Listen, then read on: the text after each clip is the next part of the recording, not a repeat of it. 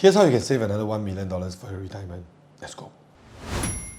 Hey guys, this is Marcus, and today many of your agents may be telling you that property prices will keep going up. Actually, it's true. However, you watching this video who have watched multiple videos, you may be the one that is a little bit more conservative. And I can totally resonate because me myself grew up in a below average family and we learn to be more conservative when we are making decisions all this while. But being a property investor, definitely I have different views because I've seen different cycles. But to help you have a greater plan that you think is more achievable, right? I'm going to come with a plan whereby in case the property prices never really appreciate over time, what's the game plan for you? How do you save another $1 million for your retirement just by paying your mortgage in the safest manner? And most importantly, right, this is something that a very conservative person I was back in 2017. That's the mindset that I applied to kickstart my investment journey. So how this video is going to work is, number one, I'll briefly go through some information about the retirement, and I went through some articles and some were pretty interesting. So I'm going to go through that in a brief manner. Secondly, I'll give you a case study of how I explain and how I advise my clients to adopt this game plan to get $1 million savings on top of their term insurance, on top of their investments, on top of other kind of savings plan that they have. This is solely just based on property, $1 million. I'm going to break down into the numbers. Last but not least, I'm going to share with you a proven strategy that most investors apply in order to fast track their retirement using this method. Oh yeah, by the way, if you enjoy watching videos like this that is a bit more transparent and shows you the bad things as well, not just the good things, do me a favor by tapping the like button because it's going to help me a great deal. Thank you so much. Now, coming to retirement, this is an often debated topic in Singapore because Ministry of Manpower announced that as of 2024, the official retirement age is 64 years old, and it's hugely debated whether can a person still be really value adding to the economy when you are at the age of 64. I would think yes, because my boss is at 60 years old and he's still full of vigor, full of excitement, and really I draw a lot of energy and inspiration from him. And this really brings us to question ourselves, how old do you want to retire? That's question number one. Question number two is, how much do you need in order to retire? So this one is very interesting. I went online to check. So Seedly.sg says that in current terms, 3K per month should allow a retiree to lead a decent life. Next, dollars and cents, retirement planning in Singapore, how much you need to save and invest at age 55 years old. It says that 55 years old, the individual will need about 591,000 in cash and CPF to retire and receive $2,357 monthly. Another one that I want to bring to your attention is moneysense.sg. It says that the total retirement income you need, 24,000 times 21 is $504,000. For women is 24,000 times 26 because women generally live longer. So today, right, is a simple math because if let's say your retirement age is 64 years old and life expectancy rate in Singapore is average about 85 years old,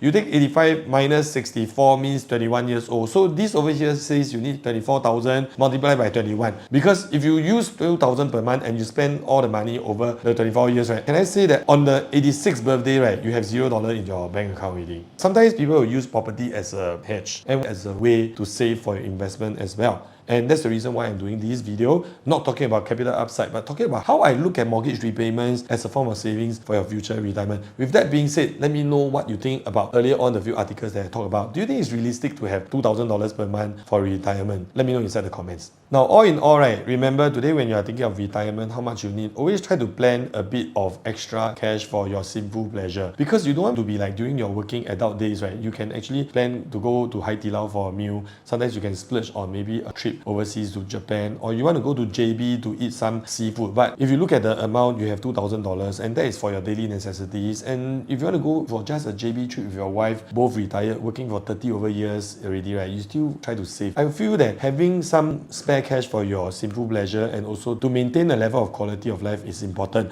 So let's just say that one year you want to go for a long trip, $10,000 for a Japan trip for husband and wife, and plus some small little trips like every month you go to JB to enjoy some seafood. I would think that having extra $1,000 a month on top of the $2,000 for your necessities, another $1,000 is really realistic. So I would think that $3,000 is quite fair. So I agree with this Seedly post, $3,000 per month should allow you to retire quite comfortably to enjoy a reasonable quality of life.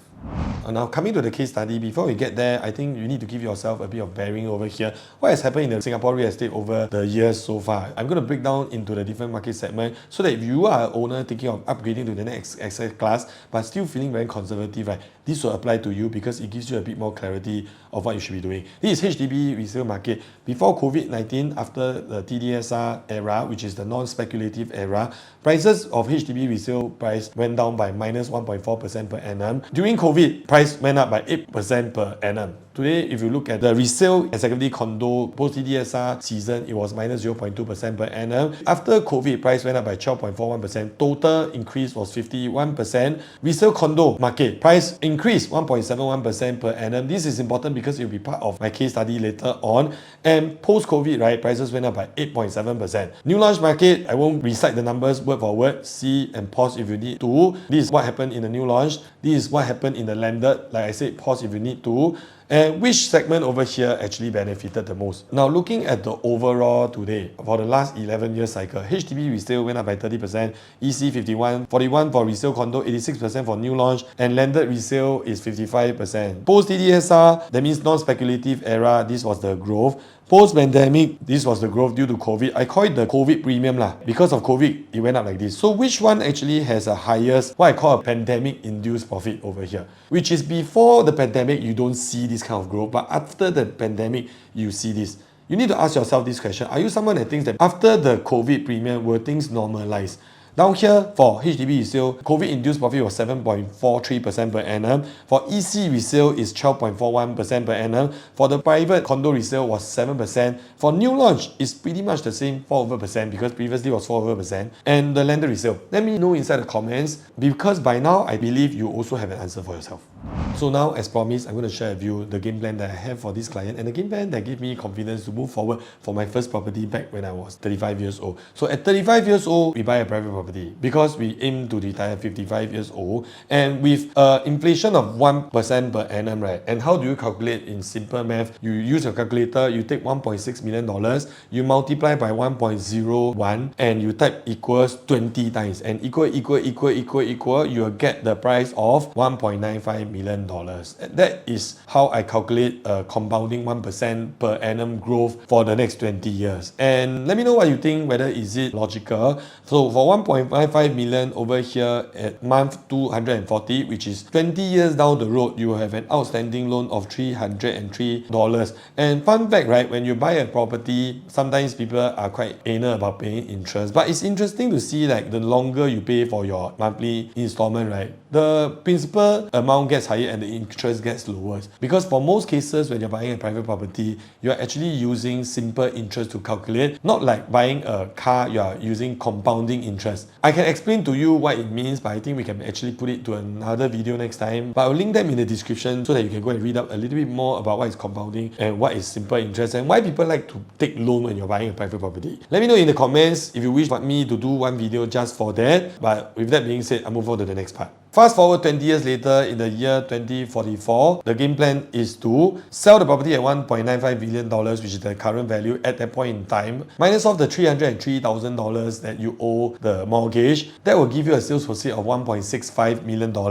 Then you can buy a 4-room flat resale, 600k, realistic or not realistic. Currently you can get a 4-room flat at about 450,000. If you multiply by 1.01, you'll get there about 600,000. For resale levy, you don't need to pay anything because you are 55 years old. You also don't need to wait for the 15 months wait out period. Renovation spend 50,000, reasonable because you want to at least make it livable for you to stay there for the next 30 over years. With renovations 50,000, stamp duty 13k, total cost of retirement home will be 663,000. With the sales proceed you get from selling the house, which is $1.65 million, minus off your cost of retirement home is $663,000, right? Means to say that you have an extra savings of $987,000. Is it good enough? Extra $1 million as promised. You get $1 million extra and then you are not being stressed paying for this as well. So having said that, some people say that, Marcus, with that I can actually buy an endowment plan or there are other investments that I can get to get this kind of return. But you need to understand one thing. Today I'm using the most most ultra conservative way to calculate because I never even factor in any profit. It's just based on 1% inflation per annum. And this is not factored in like there's a COVID world event and the price shoot up like the last few years, factoring out all these kind of things, and you're still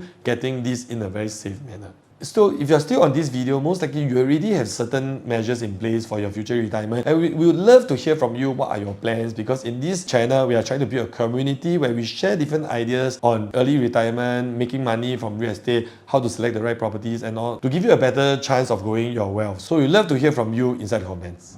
Now coming to this, we need to slow down a little bit because we don't just blindly go in and see, oh, which property I like, I will just buy. This is like a case study for a contingency plan. That means the worst case scenario if you don't make money. Before you go in, number one is the cost management. So I calculate for the client, right, at the average interest of 2.5% per annum at a $1.6 million private property, $4,741 will be the monthly installment.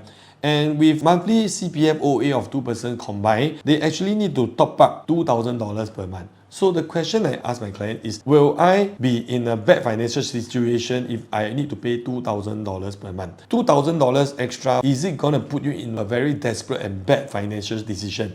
If there's a possibility, then stay out of this. If there isn't, then this is something you can consider. Secondly, you need to actually have a 18-month savings to tide through difficult times. So in the worst case scenario, if let's say both of you stop working for any kind of reasons, you stop working, you don't want to work, or you cannot find a job, you still have enough to tide through. So do you have 18 months of savings for you to tide through difficult times? So question here, you need to ask yourself, will you be out of job for 18 months? Most of the time, my clients will tell me, maybe, but unlikely. At least one person will still be able to get a job. Maybe one of us are older, so maybe we may lose a job for an extended period of time. If the answers to both of these questions are a big yes, right, then you're good to go. Now, coming to the last point, which is the most important, is how to use this method and approach the situation in the best manner. Because if today, right, you say that, hey Marcus, I think this plan works, I'm going to go for that. Just FYI, for most of the time when we do our planning for my clients, those are actually like the worst case scenario. Those are actually just encouragement for us to move forward. But today, if you are able to do it in a method which can give you a slightly more advantage when you're buying a private property, I would think that works better. So in order to give you clarity of what you should be doing, I always like to use numbers, and very simple numbers. For me, it's very simple. Based on this, right, HDB and EC today has grown substantially together with landed and also the new launch market. But if you look at the pandemic-induced profit margin, right, if everything goes back to the norm with no COVID involved, right, and we all go back to post-TDSR, which is a non-speculative era, HDB resale will be 1.48%, the EC will be 0.2%, and whatnot, and the list goes on. Importantly, if everything goes back to the norm, which one will still give you a decent amount of growth every single year? Now, we are talking about which one is the best to buy. And earlier on, I told you to give me your answer. If you ask me for my answer, I would think that entering at the new launch season will still be a better deal. Let me show you why I think so. Today, if let's say you are looking to enter the market buying a resale, question is, right, if you enter today at $1,700 per square foot for this Park Rivera, which is one of the property I bought back then, and some of my clients are still holding on to the property because they're still going for the safest way. And today, right, if you enter at $1,700 per square foot, what would be the future price that you want to exit? Is it 10% profit, 20% profit? Let's say you want to go for a 20% profit. Most likely it will take you about the 10-year time frame, because if you compound 1.01 over 10 years, right, it should get you about 20% growth. But today, if you have a choice to enter at the start of the launch, now let's say if you actually bought a 1,000 square feet unit back then at $1.3 million, and you took a loan of $1.1 million with a 20% down payment, and today, right, you actually have an outstanding loan of $950K. So to calculate the outstanding loan 7 years into buying the property, we use $1.3 million and in the interest of 2.5% on average per annum, 30 years loan tenure, 75% loan, it brings us to a total loan size of $975,000. We amortize this chart, we scroll down all the way, and we look at month number 84, which is 7 years into the mortgage. you have a total outstanding loan of $808,000. So coming back to the calculation over here, you have a total outstanding loan of $800,000 with a new property valuation of $1.7 million, right? And you are already up 900k in your finances. Can I say that this is already your asset net worth for this particular asset class? And if you choose to pull the plug and say that you sell off this property, move back to your mother's house, you already have 900k net worth. But that being said, we won't be selling and really move into HDB at 900k. 900k is still not enough. However, right, you're already up 900k in 7 years' time. So that being said, right, today, if let's say you are already 900k net worth, earlier on we mentioned, right, we need 1.65 million net worth in order to be able to retire comfortably, have the extra $1 million, which is the plan that I promised you. So 7 years into your investment journey, right, you're already 55% done for your retirement already. So this is what I call fast track way to achieve your retirement. Yes, the contingency plan or the worst case scenario is 20 years as per what we mentioned earlier on. But if you select the right one, this can give you the quantum leap to achieve it earlier. Yet you may not want to retire that early, but at least you have a choice. And don't you love choices? And that being said, right, buying a new launch will give you a slight advantage. However, you don't just anyhow buy, and you need to buy the right one. You need to do proper assessment. If you need any help to search for a new launch property that can fit into this requirement, I'm just a phone call away. And as usual, like, comment, subscribe, turn on the notification bell because we post weekly real estate videos like this. Share this with your friends or join our Telegram chat also. I hope you learned something today. Wish you all the best in your investment, and I'll see you in the next one. Bye.